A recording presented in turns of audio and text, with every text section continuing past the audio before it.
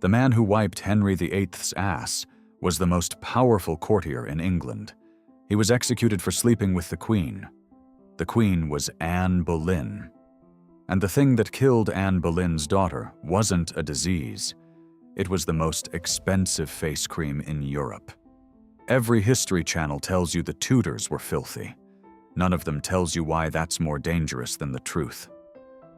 The real story is worse. They had a complete hygiene system that worked. And it was built on science that slowly poisoned every woman at court. I need you to see the world Anne Boleyn walked into. So let me start with the king's bathroom. Henry VIII owned a portable toilet called the close stool. It was a padded wooden box, lined with black velvet and decorated with ribbons, with a hole cut in the center over a pewter chamber pot.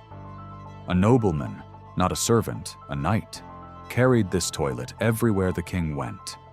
He supplied the water, the towels, the wash bowl. He tracked what the king ate. He recorded the king's bowel movements and reported to the royal physician. In 1539, one groom wrote in the official record that the king had taken laxative pills and an enema, and that His Highness had a very fair siege.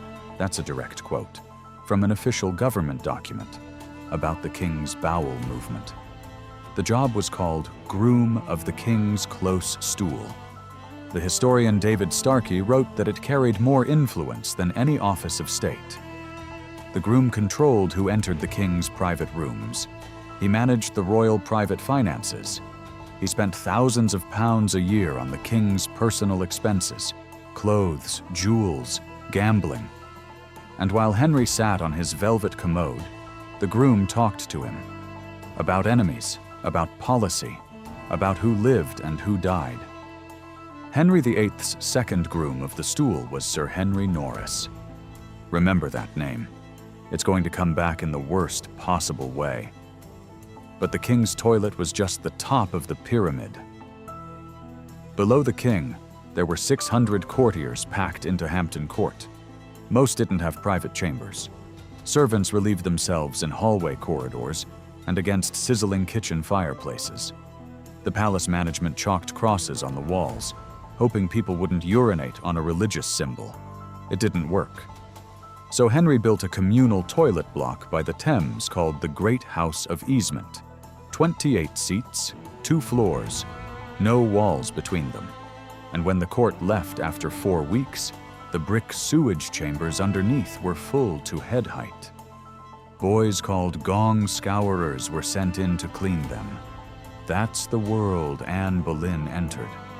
A world where the most powerful man had a velvet toilet and a knight to wipe him, and the lowest servants pissed on the kitchen walls. But here's what you don't know.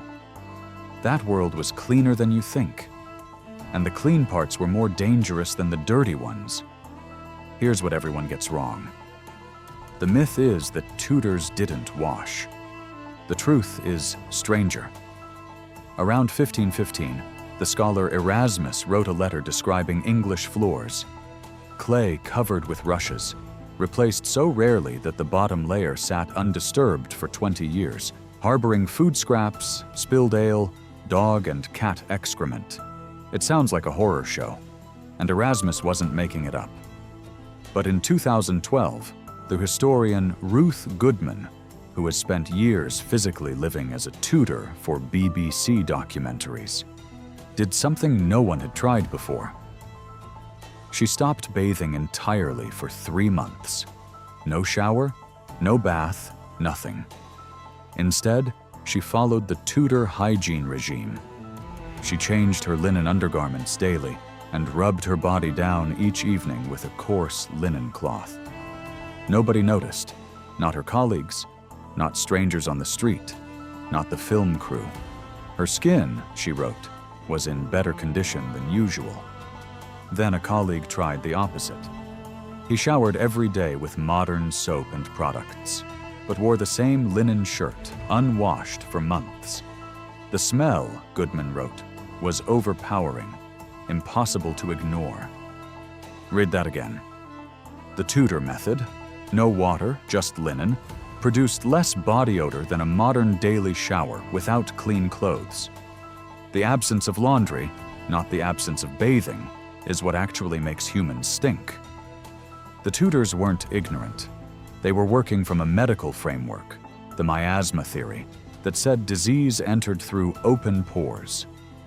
The physician Thomas Moulton warned that hot water let in poisonous air, so they avoided immersion.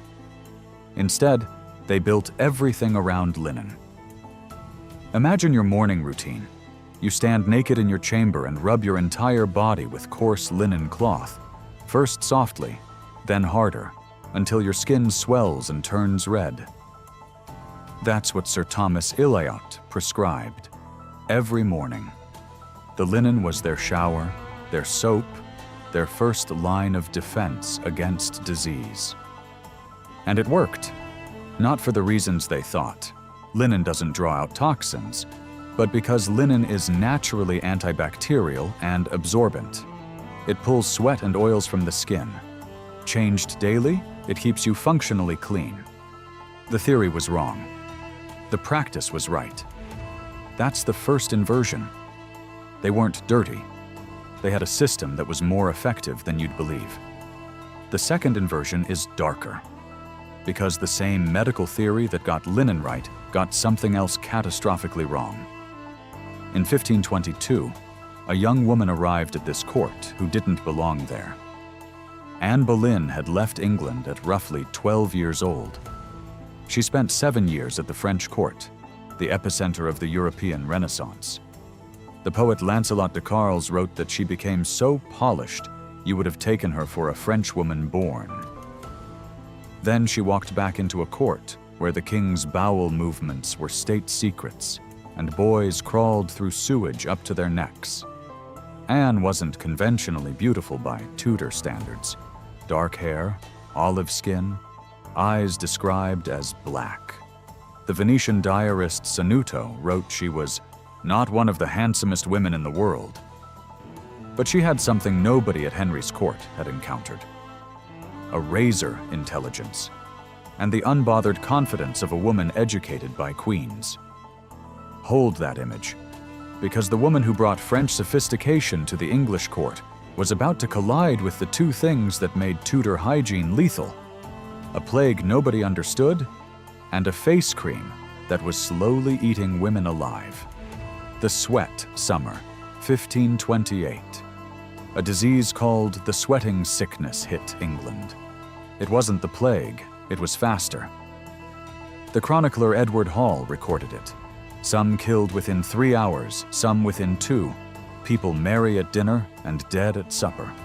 The onset was sudden. Headache, shivering. Then a fever that drenched you in sweat, followed by chest pain and delirium.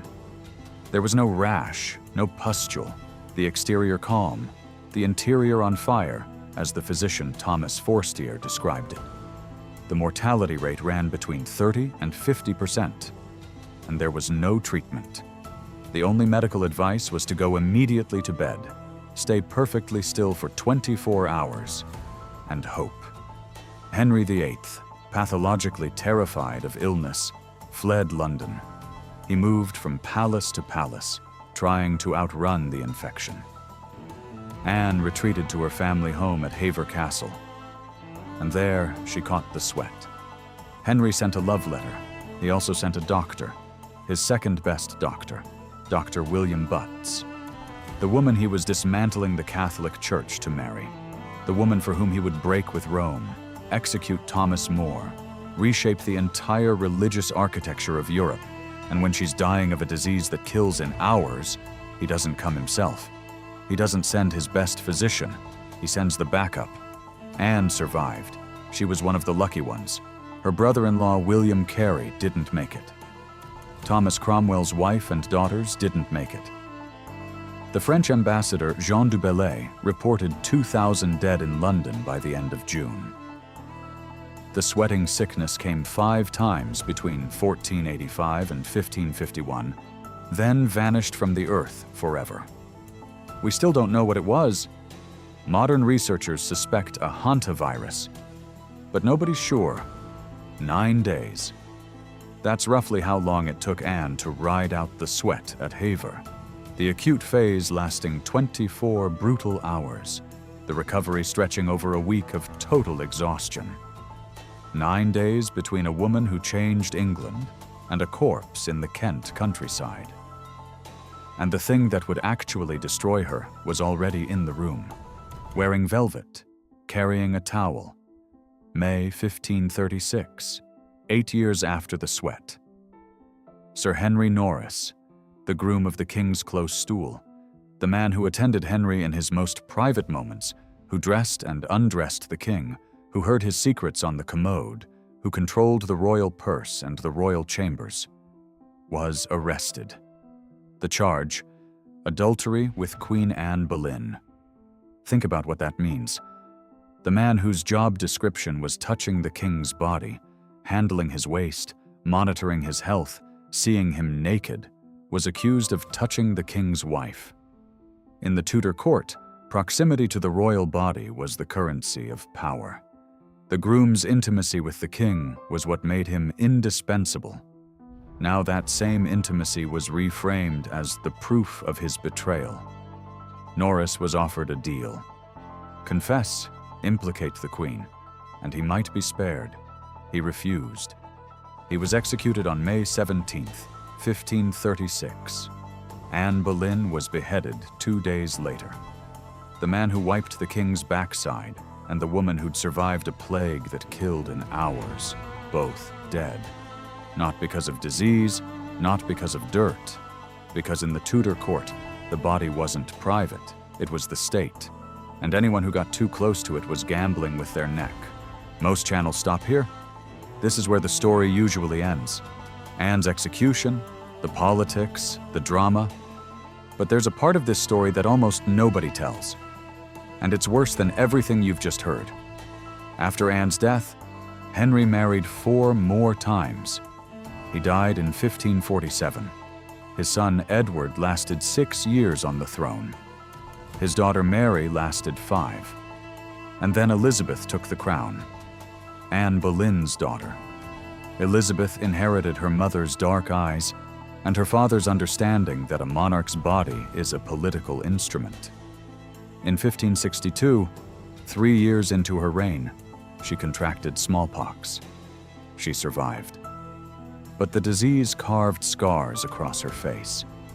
For a queen who ruled alone, without a husband, whose power depended partly on the myth of the Virgin Queen, visible damage to the face was a crisis of state. So Elizabeth turned to the most advanced cosmetic technology of the 16th century, Venetian Ceruse, a paste made from white lead and vinegar. It was the most expensive, most sought-after skin product in Europe, exclusive to the aristocracy, prized for its smooth, opaque finish that concealed scars perfectly. Guinness World Records later classified it as the most toxic cosmetic ever made. The lead absorbed through the skin with every application. Day after day, year after year, it accumulated in the body. It caused skin erosion, hair loss, abdominal pain, muscle weakness, and progressive cognitive decline. Elizabeth applied it daily. The historian Tracy Borman notes she sometimes wore it for a week without removing it, letting the lead seep steadily deeper. But here's the part that should stop you cold. When Elizabeth finally removed the ceruse, she washed her face with a mixture of eggshells, alum, and mercury. She took off the lead with mercury, and her lip color, the vivid red that became her signature, was made from cinnabar, a mercury-based mineral. So mercury entered her body through her lips, through the skin of her face, and through the removal process. 3 routes, every single day. By the last decade of her life, Elizabeth's teeth had turned black, a telltale marker of mercury poisoning, worsened by her habit of using sugar to clean them. Her hair had fallen out completely. She wore elaborate wigs to conceal the baldness. confirmed only when the Earl of Essex accidentally walked into her chambers unannounced in 1599 and found her without the mask. She refused mirrors. She refused to let doctors examine her. She stood for hours, terrified that if she sat down, she wouldn't rise again. And when she finally lost the power of speech, another documented symptom of mercury poisoning, she communicated her succession plan through hand gestures, drawing a circle around her head to indicate a crown. If you just learned more about Tudor hygiene in 12 minutes than in every history class you ever took, subscribe, because the next one goes deeper. Anne Boleyn's daughter didn't die of age. The most advanced product of Tudor science, the best cosmetic money could buy, the pinnacle of 16th century chemistry, was more toxic than the plague her mother survived. And the worst part? Women knew. They could see what Ceruse did to their skin. They used it anyway, because in a court where the body was the state, imperfect skin was more dangerous than lead. Here's what they won't tell you anywhere else. The standard story is that the Tudors were gross and ignorant. Both versions are wrong. Their hygiene system was internally coherent. Soap in every household, silver grooming tools on chains, etiquette manuals, a medical theory that actually correlated foul air with disease. Ruth Goodman proved their linen system worked better than most people today would believe. The horror isn't that they didn't know. The horror is that they knew partially, and partial knowledge killed them more efficiently than ignorance ever could. Right about linen, wrong about water, right that skin needed protection, catastrophically wrong about what protected it. Anne Boleyn lived at the center of this system. She survived a disease that killed 2,000 Londoners in a month. She was destroyed not by filth or plague, but by the politics of the body. The same politics that made a toilet attendant the most powerful man at court, and then executed him for being too close to the Queen.